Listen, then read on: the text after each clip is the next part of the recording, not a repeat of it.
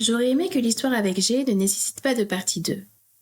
J'aurais voulu conclure la première partie en vous disant j'ai compris la leçon, tournez la page, je suis passée à autre chose, mais non. L'histoire avec G, c'était un peu comme une série Netflix. T'es persuadé que t'as regardé le dernier épisode, t'as même vu les crédits défiler, mais, surprise, il y a une scène post-générique. Et puis une autre. Et encore une autre. Avec G, j'ai appris que certaines ruptures ne sont pas nettes, qu'elles s'étirent, se répètent, se contredisent. C'est ce que j'appelle les ruptures en spirale. Tu pars, tu reviens, tu repars. Tu crois que c'est fini, mais en fait c'est reparti pour un tour. On s'aime, on se déteste, on s'ignore, on se blesse, jusqu'à ce qu'un jour, quelque chose casse. Définitivement. Dans cet épisode, je vais vous parler des éléments qui nous ont inévitablement amenés vers la fin. Parce qu'il faut bien l'avouer, on a beau se répéter qu'on mérite mieux, qu'on a compris, qu'on ne tombera plus dans le panneau. Tant que le cœur est accroché, le cerveau est souvent en mode avion. Et G, lui, savait exactement comment réactiver la connexion. Un message au bon moment, une voix douce, des mots bien choisis. Et même s'il y a toujours un moment où le masque finit par tomber pour de bon, selon les situations, parfois ça prend du temps. Beaucoup, beaucoup trop de temps. Épisode 23, G, acte 2.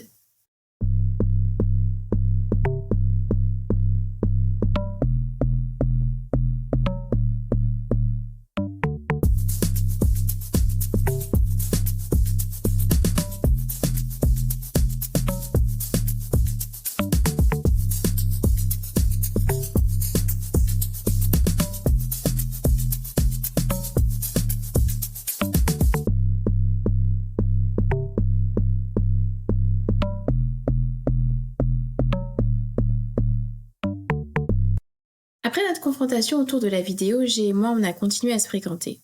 Mais soyons honnêtes, rien n'avait vraiment changé. Au début, il a fait des efforts, bien sûr. Peu de plans foireux de dernière minute, plus de trucs flous. Il était un peu plus présent, plus attentif, mais bon. Chassé de naturel, il revient au galop. La nouvelle lune de miel n'a pas duré longtemps. Rapidement, les doutes, les conflits, les non-dits sont revenus. Et moi, dans mon coin, j'étais aussi vraiment de plus en plus dubitative parce qu'il y avait mes rêves. Ah, mes rêves. Vous vous souvenez quand je vous conseillais de faire confiance à votre intuition dans un des épisodes de la saison 1 ? C'est parce que je sais d'expérience que votre intuition cherche par tous les moyens à vous alerter. Dans mon cas avec G, ce qu'à titre personnel j'appelle les avertissements de Dieu, n'ont cessé de frapper à la porte de mon esprit pour m'alerter de la situation dans laquelle je me trouvais. Parce que malheureusement pour moi, il y a eu 2 actes avant ma séparation définitive avec G. Le premier acte se déroule plusieurs mois après l'histoire de la vidéo. Je le sens pas, genre vraiment pas. Au fond de moi, je sais qu'il y a un truc qui cloche. Pour vous recontextualiser un petit peu, G avait un fils à l'époque et affirmé qu'il vivait chez sa sœur en banlieue parisienne. Un soir, je fais un rêve. Dans mon rêve, G marchait vers moi avec 3 filles sous le bras à sa gauche et 2 filles sous le bras à sa droite, en mode lover, séducteur, show-off quoi. Le matin, en me levant, je me dis non, ça suffit, c'est trop. J'avais réussi à trouver son adresse.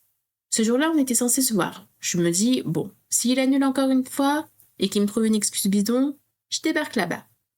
Moi, la fille qui n'aime pas les histoires, j'étais tellement poussée à bout. Du coup, comme je le présageais, monsieur me pose un lapin. Trouve une excuse bidon pour qu'on ne se voit pas. Ni une ni deux, j'ai pris mes affaires et j'ai fait le trajet de Nanterre où je vivais jusque chez lui, à l'autre bout de Paris, près de l'aéroport d'Orly.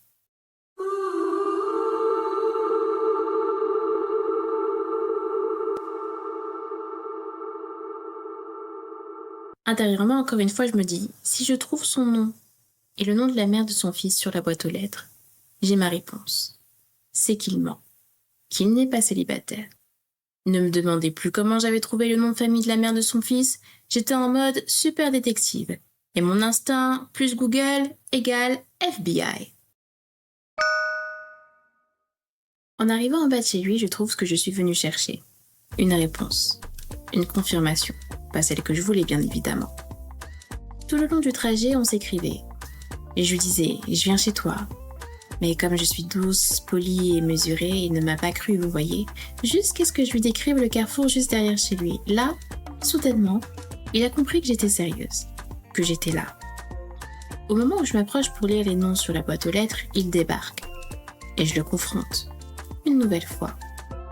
Il se confond en excuses, me dit qu'il m'aime, me demande pardon, qu'il n'a jamais ressenti ça pour quelqu'un, que oui, lui avec elle, mais qu'ils sont séparés, qu'il est resté uniquement pour le petit. Il me supplie de ne pas rompre, de rentrer chez moi, me promet de venir m'expliquer calmement le lendemain. Et moi, comme je n'aime pas les histoires, je ne fais pas de scandale. J'étais blessée, je ne le croyais pas. Mais il avait l'air tellement sincère. Mes sens à moi étaient... Ils n'étaient plus en place. Impossible de discerner le vrai du faux. Est-ce que c'est possible qu'ils soient vraiment séparés jusqu'au locataire ?